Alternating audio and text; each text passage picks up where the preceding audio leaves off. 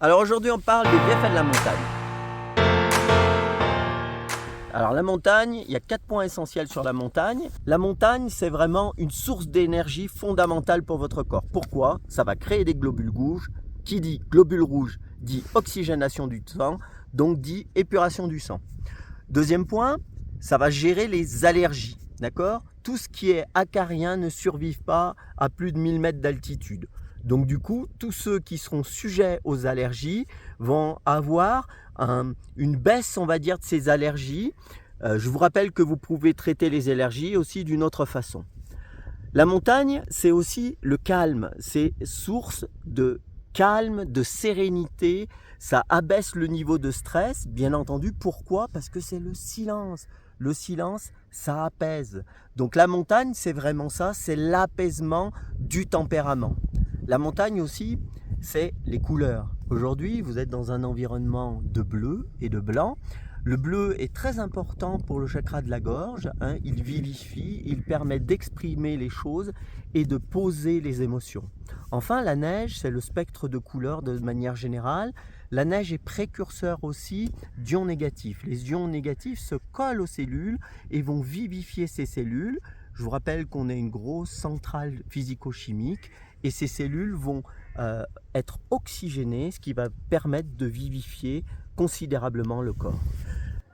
La montagne, c'est aussi source de lumière. La lumière, ça apporte la vitamine D que vous pouvez retrouver à la montagne, mais aussi à la mer, dans des cadres très ensoleillés comme aujourd'hui. La vitamine D, ça va fixer le calcium dans le corps. Donc, s'il y a un manque de vitamine D, pas de calcium fixé dans le corps. Le calcium, ça fait partie d'un des axes du pH de régulation. J'ai fait une vidéo sur la régulation du pH, c'est quelque chose de déterminant dans la santé. N'hésitez pas aussi à venir me consulter pour faire un bilan thérapeutique. Il est bien vrai que on manque de vitamine D, on peut se supplémenter. Faites attention à cette vitamine D, il ne faut pas trop en prendre parce que ça peut avoir des conséquences néfastes sur le corps.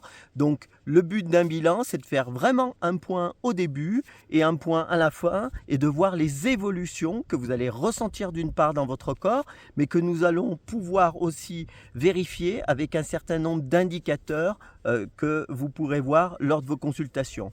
Je vous rappelle que je consulte à distance, mais aussi en présentiel.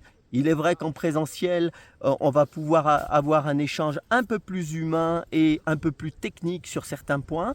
Néanmoins, une consultation à distance est tout aussi bonne et nécessaire à votre santé. N'oubliez pas de liker, de faire des commentaires, de vous abonner à la chaîne pour voir les futures vidéos et les futurs articles que je vais créer là-dessus.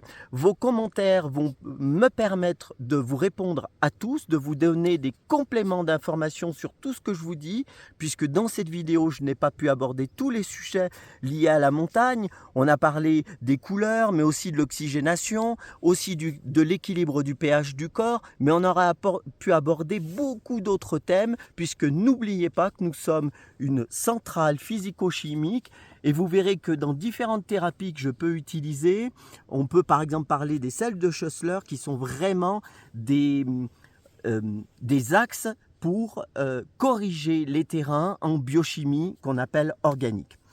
Je vous remercie de m'avoir suivi sur cette chaîne. N'hésitez pas à me poser vos questions et je vous dis bonne montagne!